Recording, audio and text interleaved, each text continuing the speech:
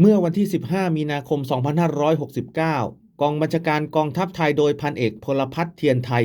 ผู้บังคับหน่วยพัฒนาการเคลื่อนที่ 53 สำนักงานพัฒนาภาค 5 หน่วยบัญชาการทหารพัฒนา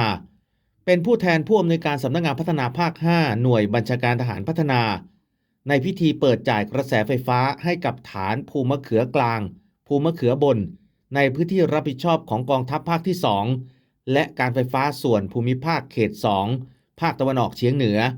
โดยมีประธานร่วมจาก 3 หน่วยงานประกอบด้วย 1. กองทัพภาคที่ 2 โดยพลโทวีรยุทธ์รักษิณแม่ทัพภาคที่ 2 2. สำนักงานพัฒนาภาค 5 หน่วยบัญชาการทหารพัฒนาโดยพันเอกพลพัฒน์เทียนไทยผู้บังคับหน่วยพัฒนาการเคลื่อนที่ 53 เป็นผู้แทนพลตรีณัฐพงษ์พรหมสอนผู้อำนวยการสำนักงานพัฒนาภาค 5 หน่วยบัญชาการทหารพัฒนา 3. การไฟฟ้าส่วนภูมิภาคโดยนายปริญญาเชื้อปรางผู้ช่วยผู้ว่าการไฟฟ้าส่วนภูมิภาคภาคตะวันออกเฉียงเหนือจังหวัดอุบลราชธานี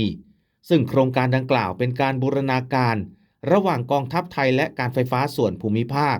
เพื่อสนับสนุนเสริมสร้างความมั่นคงในการจ่ายไฟให้กับทุกภาคส่วนรวมถึงความพร้อมจ่ายกระแสไฟฟ้าให้กับหน่วยงานความมั่นคง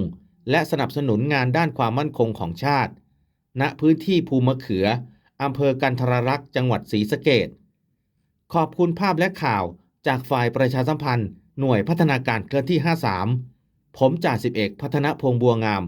ศูนย์ประชาสัมพันธ์สำนักงานพัฒนาภาค 5 หน่วยบัญชาการทหารพัฒนา